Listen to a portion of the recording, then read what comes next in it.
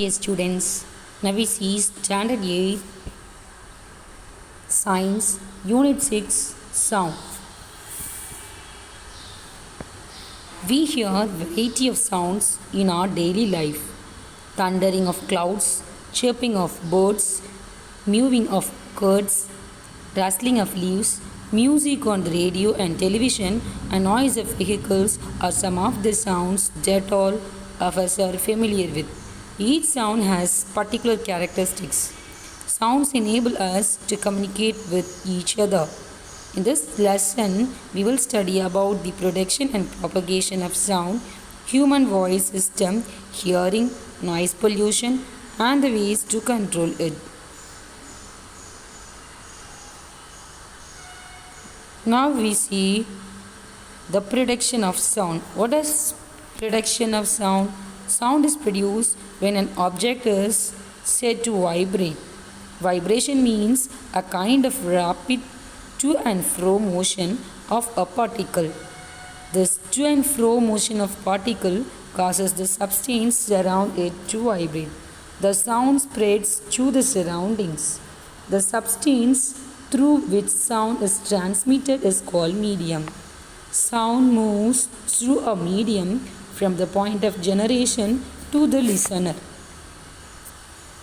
Now we see about the propagation of sound. When you call your friend who is standing at a distance, your friend is able to hear your voice. How your friend is able to hear your voice? He is able to hear because your sound travels from one place to another. As we saw earlier, sound is a form of energy and it needs a medium to travel.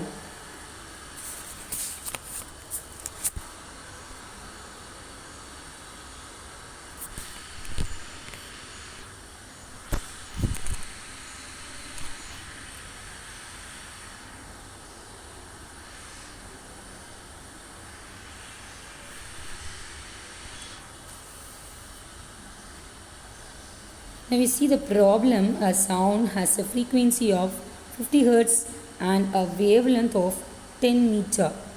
What is the speed of this sound? That is, the formula is V equal to n lambda. The n is given, that is 50 Hz, and the lambda is 10 m. So 50 into 10, that V gives G 50 meters second power minus 1. The speed of sound depends on the properties of the medium through which it travels, like temperature, pressure, and humidity. In any medium, as the temperature increases, the speed of sound also increases. We saw that sound travels in different medium with different speed. Now let us see how it travels in medium. When a body vibrates, the particles of medium in contact with the vibrating body is first displaced from the equilibrium position. It then exerts a force on the adjacent particle. This process continues in the medium till the sound reaches the ear of the person. In order to understand this, let us consider a vibrating tongue fork. When a vibrating tuning fork moves forward, it pushes and compresses the air in front of it, creating a region of high pressure. This region is called a compression, as shown in this slide. When it gives backward, it creates a region of low pressure that is called rarefaction. These compressions and refractions produce the sound wave which propagates through the medium. Now we see about the sound waves. What is sound wave? Sound is a form of energy. It is transferred through the air or any other medium in the form of mechanical waves.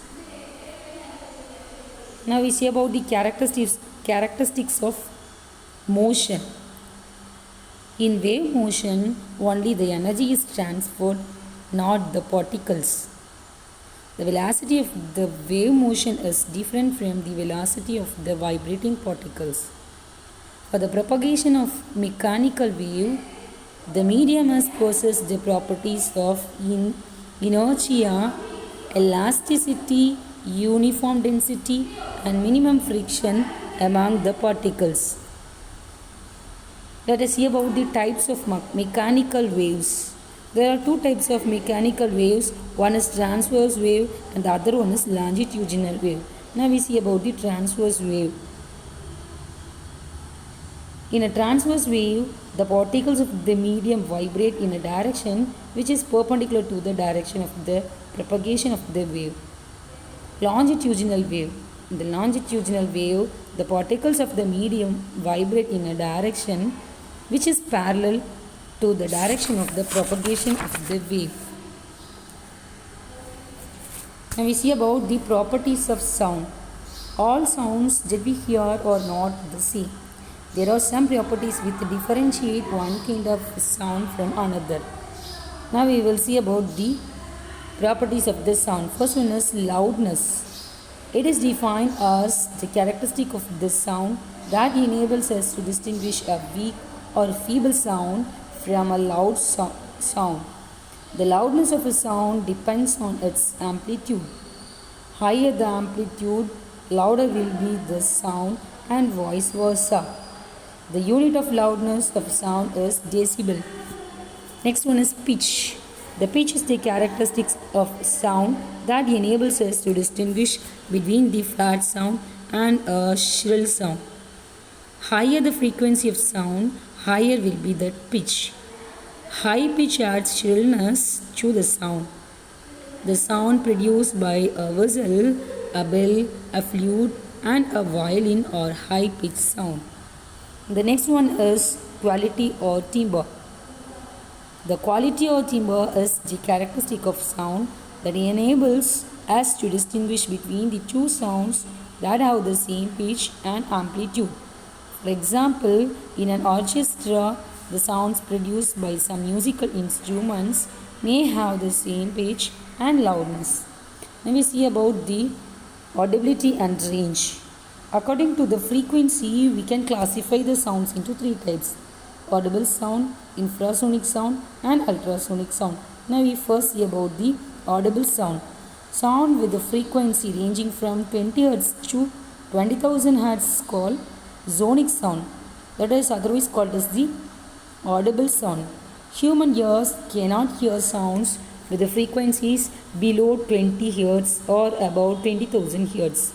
So the above range is called as audible range of sound. Next one is the infrasonic sound. A sound with a frequency below 20 Hz is called as subsonic and otherwise called as the infrasonic sound. Humans cannot hear the sound of this frequency, but some animals like dog, dolphin can hear. Now we see about the uses of the infrasonic sound. Infrasonic sound is employed in the hearing monitoring system. It is also used in the study of the mechanism of human heart. Now we see about the last type, ultrasonic sound. A sound with a frequency greater than 20,000 Hz is called ultrasonic sound. Animals like bats, dogs, dolphins are able to hear certain ultrasonic sounds as well. So now we see about the uses of ultrasonic sounds. It is extremely used in medical applications like sonogram. It is also used in sonar system to detect the depth of the sea and detect enemy submarines. It is also employed in dishwashers. Another important application of ultrasound is the Galton's whistle. This whistle is inaudible to human ear, but it can be heard by the dogs. It is used to train the dogs for investigation. Now we see about the musical instruments. Some sounds are pleasing to the ear and make us happy. The sound that provides a pleasing sensation to the ear is called music. Music is produced by the regular patterns of the vibration. Musical instruments are categorized into four types, that is wind instruments, reed instruments, string instruments, and percussion instruments. First one is wind instrument. In a wind instrument, the sound is produced by the vibration of air in a hollow tube. The frequency is varied by changing the length of the vibrating air column. Trumpet, flute, senai, and saxophone are some well-known wind instruments. Next one is reed instruments. A reed instrument contains a reed. Air which is blown through the instrument causes the reed to vibrate, which in turn produces a specific sound. For example, reed instruments include harmonium and mouth organ. The next instrument is stringed instruments. Stringed instruments make use of a string or wire to produce vibrations and hence the specific sound. Violin, guitar, sitar are some of the examples for the stringed instruments. And the last instrument is percussion instruments. Percussion instruments produce a specific sound when they are struck, scraped, or crashed together. Percussion instruments like the drum and tabla consist of a leather membrane which is stretched across the hollow box called resonator. Now we see about sound produced by humans. In human being, the sound is produced in the voice box that is called as larynx, which is present in the throat. It is located at the upper end of the windpipe. The larynx has two ligaments that is called as the vocal cords stretched across it. The vocal cords have a narrow slit through which air is blown in and out. When a person speaks, the air from the lungs is pushed up through the trachea to the larynx. When this air passes through the slit, the vocal cords begin to vibrate and produce a sound. By varying the thickness of the vocal cords, the length of the air column in the slit can be changed. This produces sounds of different pitches.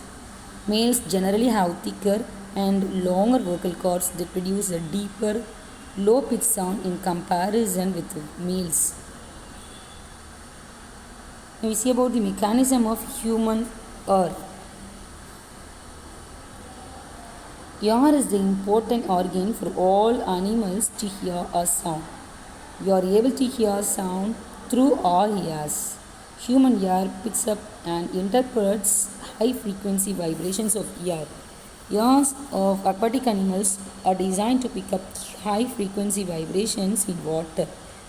The outer and visible part of the human ear is called pinna. It is specially designed to gather sound from the environment, which then reaches the eardrum through the ear canal. When the sound wave strikes the drum, the nostrils move inward and outward to create the vibrations. These vibrations are picked up by the special types of cells in the inner ear. From the inner ear, the vibrations are sent to the brain in the form of signals. The brain perceives these signals as sounds. Now we see the last topic, noise pollution. Any sound that is unpleasant to the ear, that is called as the noise. It is the unwanted, irritating and louder sound. Noise is produced by the irregular and non-periodic vibrations. Noise gives us stress. The major source of noise pollution is from the industries. Now we see the health hazards due to noise pollution. Noise may cause irritation, stress, nervousness and headache. Long-term exposure to noise may change the sleeping pattern of a person. Sustained exposure to noise may affect hearing ability. Sometimes it leads to loss of hearing. Sudden exposure to loud noise may cause heart attack and unconsciousness. Noise causes lack of concentration in one's work. Noise of horns, loudspeakers, cause disturbances leading to lack of concentration. Noise pollution affects a person's peace of mind. That's to the existing tension of modern living. These tensions result in diseases like high blood pressure or short-tempered nature. Now we will see now we will see how to control noise pollution. Strict guidelines should be set for the use of loudspeakers on social, religious, and political occasions. All automobiles should have effective silencer. Industrial machines and home appliances should be properly maintained. All communication systems must be operated in low volumes. Residential areas should be free from heavy vehicles. Green corridor belts should be set up around the industries as per the regulation of the Pollution Control Board. People working in noisy factories should wear earplugs. People should be encouraged to plant trees and use absorbing material like curtains and cushions in their home. Now we see about the hearing loss.